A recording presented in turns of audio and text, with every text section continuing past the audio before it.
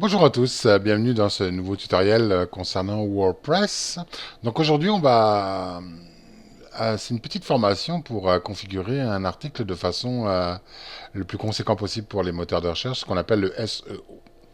Donc ce qui est important, c'est d'aller tout de suite aller charger l'extension, le plugin SEO. C'est Yoast WordPress SEO, donc vous pouvez aller sur les plugins WordPress, pouvoir l'installer, l'activer et puis donc le paramétrer. On en fera un tour finalement, aller faire le tour de ce plugin-là.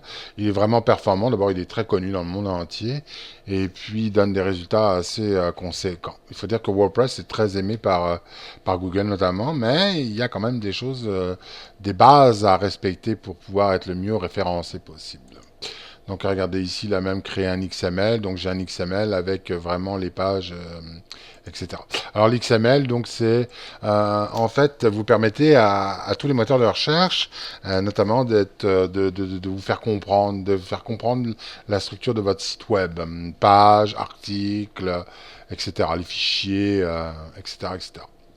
Donc, alors aujourd'hui, en conséquence, on va configurer un bel article conforme aux exigences des moteurs, ou en tout cas, on va essayer de se donner des chances de pouvoir formaliser correctement notre SEO.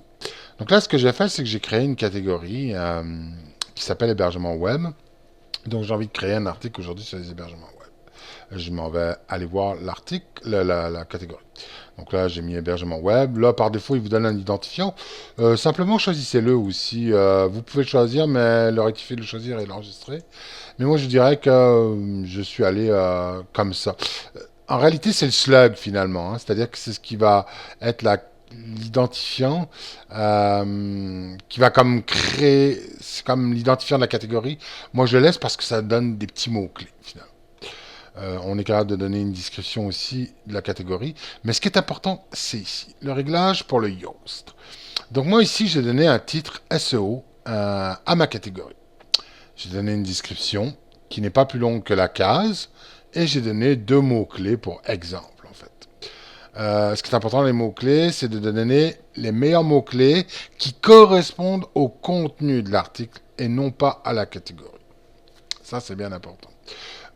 Il faut qu'elle corresponde à la catégorie, mais aussi il faudrait qu'elle corresponde au sujet de l'article. Donc là, moi, j'ai mis hébergement web au Québec et nom de domaine. Si j'ai envie d'en rajouter un autre, je mets virgule espace. Si j'ai envie d'en rajouter un autre, j'en rajoute un, puis je mets virgule espace. OK? Donc ça.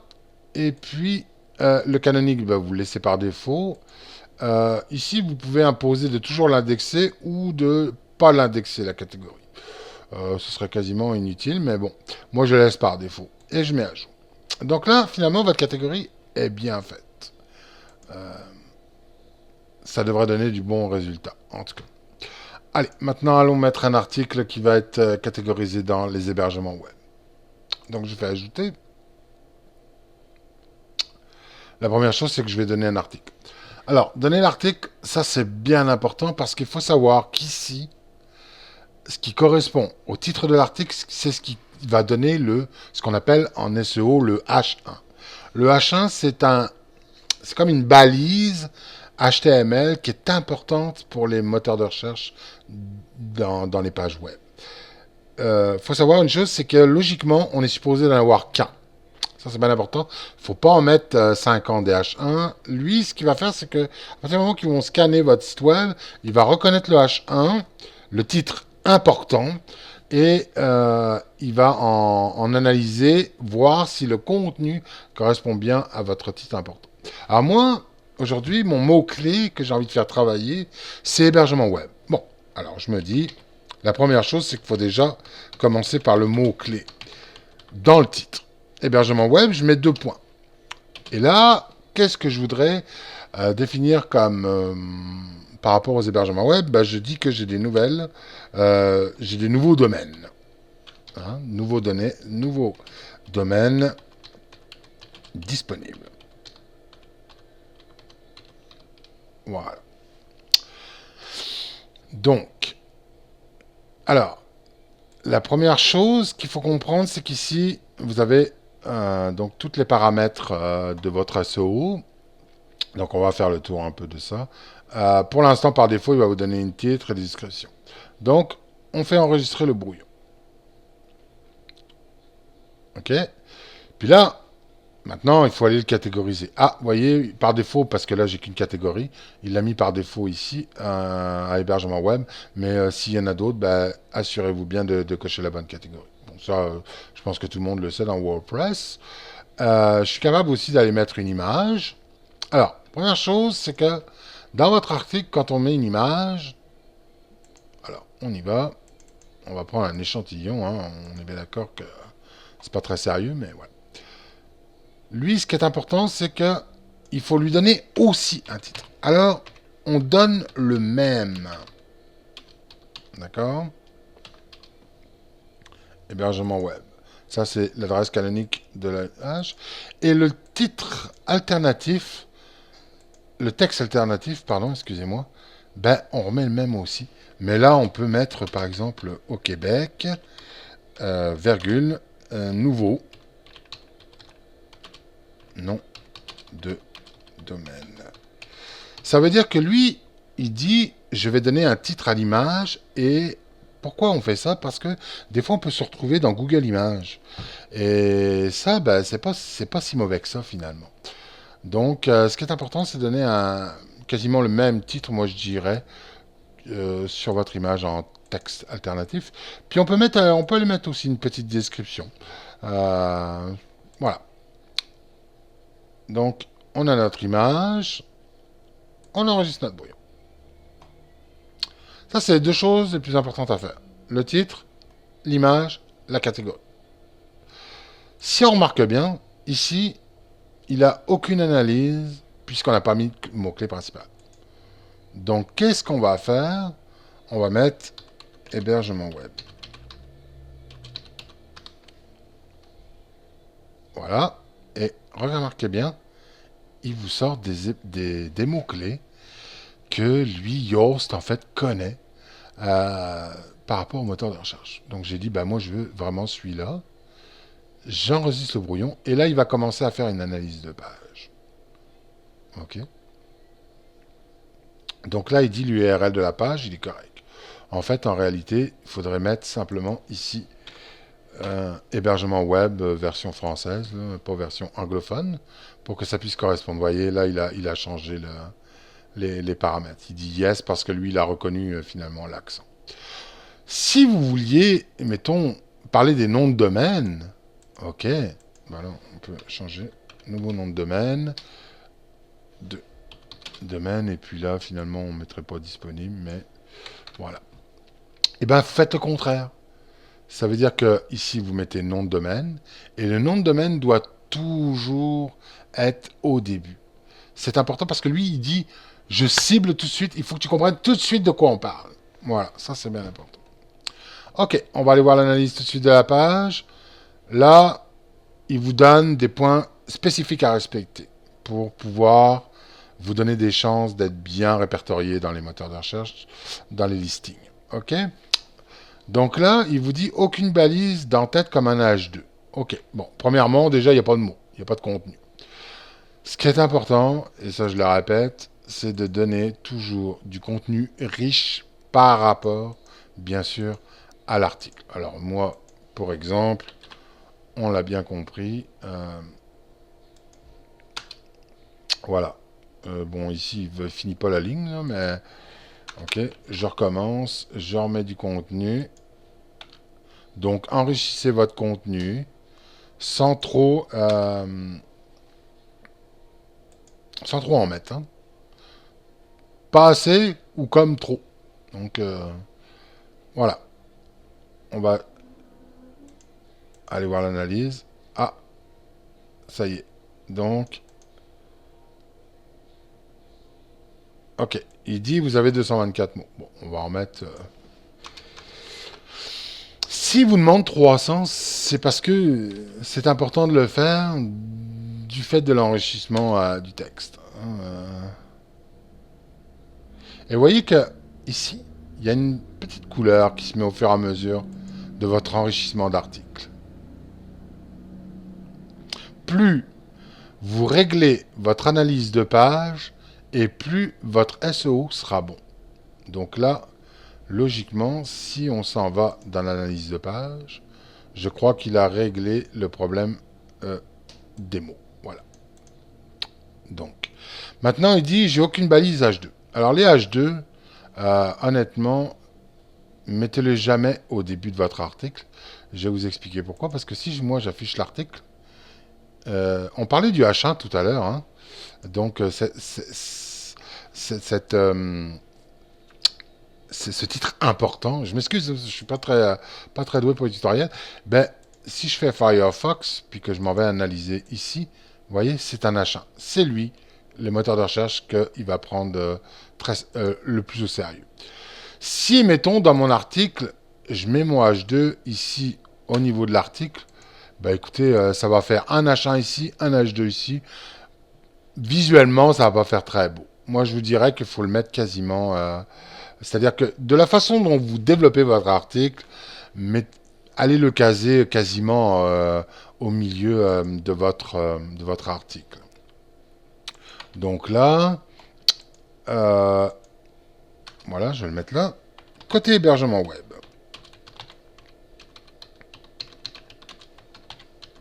Voilà. Comment on crée un H2? On s'en va dans Format. Format, en tête, H2. Voilà. Hop. Ah ouais, il l'a enlevé. Bon. On va le refaire. Format. Ok. Parfait. On enregistre le bruit. Donc là, vous avez créé un H2 conforme à la situation. On se retourne dans l'analyse. Okay. Tout ça doit être réfléchi. Là, moi, je ne le réfléchis pas trop, là, mais il faut bien préparer son article. Là, on dit il n'y a aucun lien externe. Oui, effectivement, il faut des liens. Plus il y a des liens dynamiques, c'est sûr que l'enrichissement de l'article va être fait. Donc moi, ben, j'ai envie d'envoyer finalement euh, mes clients, par exemple, directement sur leur commande ou sur leur membre, leur espace membre. Alors je prends le lien ici. Donc ça, c'est notre espace membre. Et je marque par exemple à la fin visiter notre espace client. Voilà. Donc, je sélectionne le texte, je crée un lien dynamique. Donc là, je colle le lien. Et là, je mets un titre. Le titre, on va le comprendre après pourquoi. Donc là, je marque espace. Là, c'est pareil. Il faut vraiment donner un titre qui correspond vers la page où on redirige l'internaute. Espace client. Hébergement. Ouais. Vous voyez que finalement, je glisse tranquillement mon petit mot-clé en même temps et je veux toujours qu'il ouvre une nouvelle fenêtre. Jamais perdre l'internaute de notre site. J'ajoute le lien et j'enregistre. Ok. Ah bah il est vert, il est beau. En tout cas. Donc, on va aller dans l'article. On serait supposé de le retrouver. Moi, c'est un thème de base. Hein, et puis, alors, on parlait du titre tout à l'heure. Hein, tout à l'heure, il nous demandait le titre de remplir. Regardez, il est ici le titre. Quand on met la souris. Voilà. Espace client, hébergement web. Chaque lien que vous créez dans chaque article, donnez-lui un titre conforme. C'est mieux. Il y en a beaucoup qui le font pas. Et c'est bien dommage parce que on dit bah oui mais Google il prend plus les titres en conséquence. On n'est pas on n'est pas dans le moteur. Moi je pense qu'il faut respecter ça, cette base-là, cette règle-là, et puis ça va très bien. S'il le prend, il le prend. S'il le prend pas, il le prend pas. Donc on se retourne dans l'analyse de page ici. Maintenant, il dit, bah oui, finalement, tu n'as pas mis de titre, pas de métadescription. Alors, et puis bah, la densité de ton mot-clé, bah, ça va pas très bien. C'est normal, puisque la densité du mot-clé ici, dans le texte, sur 300 mots, il devrait au moins y être à peu près présent 3-4 fois. Alors, ben, je vais mettre, mettons, ici, je vais essayer de glisser, hein, 3 ou 4 fois dans mon texte. Bon, vous savez que vous, hein, par logique, hein, il va falloir que vous glissiez votre mot-clé dans votre texte logiquement, hein, sans en abuser, bien sûr. Non, ce qui est important, c'est de bien cibler de la façon dont l'internaute va l'interpréter, puis que ce soit bien construit. Ok, donc là, moi, je le mets 3 fois. J'enregistre.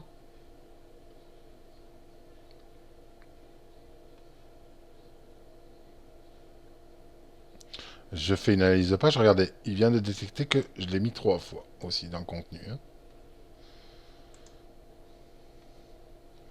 Ah, bon, apparemment, ça a de l'air qui dit que c'est bien correct. Lui, il pense à une 16. Ok.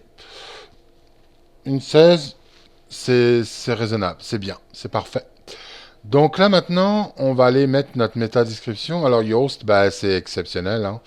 Soit vous gardez ce titre-là, et bon, je pense qu'il est trop long, ou soit vous en recréez un avec une force de réécriture.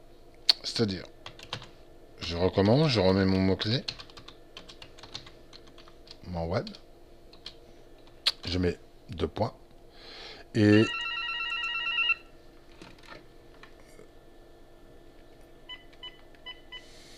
voilà, excusez,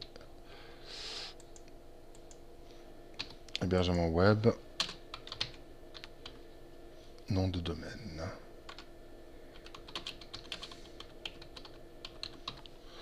Voilà. Là, je vais mettre une petite description. Je vais vous expliquer. Alors, la description de votre page, ça doit être une phrase expliquant vraiment de façon conséquente votre page. En laissant peut-être glisser le mot-clé encore une fois de plus. Vous allez me dire c'est un peu exagéré. Non, c'est pas exagéré. Il faut simplement bien le mettre en évidence et le coller correctement. Donc là, ici, hébergement web avec avant impression, etc. Donc là, il vous dit qu'il reste 31 caractères. Oui, parce que en général, la métadescription est de 160 caractères. Non, 156, ok. Donc là, je vais remettre un petit mot à. On va recopier un peu de l'Orem Ipsum pour mettre nos caractères. Soyez le plus précis possible, que votre métadescription corresponde le mieux à votre page et respectez bien. Il en reste 19. Bon, alors on va en mettre on va recoller un petit peu de l'Orem Ipsum. Il vous en reste 8. Laissez un petit peu de marge. Voilà. Le mot-clé, donc, on y va. On va mettre, cette fois-ci, nom de domaine. Voilà. Avec espace virgule. Jamais de majuscule dans vos keywords, etc., etc. Donc là, vous mettez les mots-clés. Il y en a qui me disent, oh, de toute façon, à Google, à Yahoo, ils prennent plus les mots-clés. Là encore, une fois, moi, c'est une base relative qu'on fait, donc ce qui est important, on le respecte, et puis c'est tout. Voilà. On met à jour.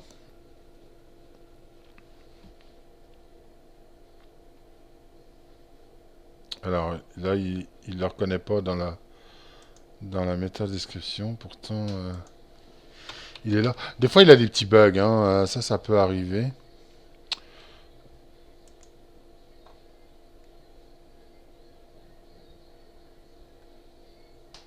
Non, il le reconnaît pas. Bon, j'ai ma chance aujourd'hui, hein. Titre de la page, pourtant elle est bien là. Ah oui, parce qu'il est au pluriel, d'accord. Ok, je comprends. Ouais, c'est c'est ça. Voilà. Donc là, je pense qu'on a rempli les conditions pour avoir un bon SEO euh, côté, euh, côté référencement naturel pour votre article WordPress. Donc là, il vous dit attention, il y a 34 caractères, c'est minimum 40 caractères, alors on s'en va mettre compléter le titre correctement, je pense que là, ça va être mieux. Puis finalement, en réalité, mon titre correspond bien à mon formulaire de page, hein, à ce que je veux parler, puisque c'est les nouveaux noms de domaines disponibles dont je veux parler. Et ça a l'air que, à mon avis, je remplis les conditions les plus ultimes. Voilà, c'est un petit peu. Donc là, vous êtes capable aussi. Ce qui est intéressant dans Yoast, c'est que vous pouvez aussi carrément paramétrer votre titre, votre description, puis votre image pour Facebook, spécialement pour lui, pour ce cher Facebook. Donc, bah, faites de la même façon que la méthode générale, mais sauf que vous l'adaptez à votre Facebook. Si vous voulez pas, bah, par défaut, vous le laissez. Et puis bah là, de cette façon-là, moi je dirais que si vous voulez refaire une redirection, l'URL canonique, vous pouvez le faire, mais touchez-y pas. Donc on va aller maintenant visiter un peu notre article. Donc là, on vient de s'apercevoir qu'à peu près dans notre article, je pense qu'il y en a une, 3, 4, 5, il y a à peu près 4 ou 5 fois le mot-clé. Donc on n'en abuse pas, et puis ben, c'est pas comme pas assez. Donc là, on a dans notre structure de page un beau H1, hein, parfait, excellent. On a un titre, où qui a le mot-clé, oui, parfait. On a 300 mots donc de présent dans notre article. Oui, parfait. On a une image d'hébergement web avec donc ici un titre d'image et donc un alt, ce qui est donc parfait. Voilà, il est là, le alt, hébergement web au Québec, nouveau nom de domaine, ce qu'on avait rempli tout à l'heure dans notre image. Donc je pense qu'on respecte bien les règles. Voilà. Donc j'espère que ce tutoriel vous aura aidé. Je m'excuse, je ne suis pas très hardi pour en faire. Mais en tout cas, si vous avez des questions, bah, n'hésitez pas à aller sur viamultimedia.ca et puis m'écrire sur info avec un S à commercial-via-multimedia.ca. Et puis je pourrais aussi vous donner des petits conseils ou pourquoi pas vous soutenir dans vos articles WordPress. Je vous souhaite une excellente journée. À bientôt.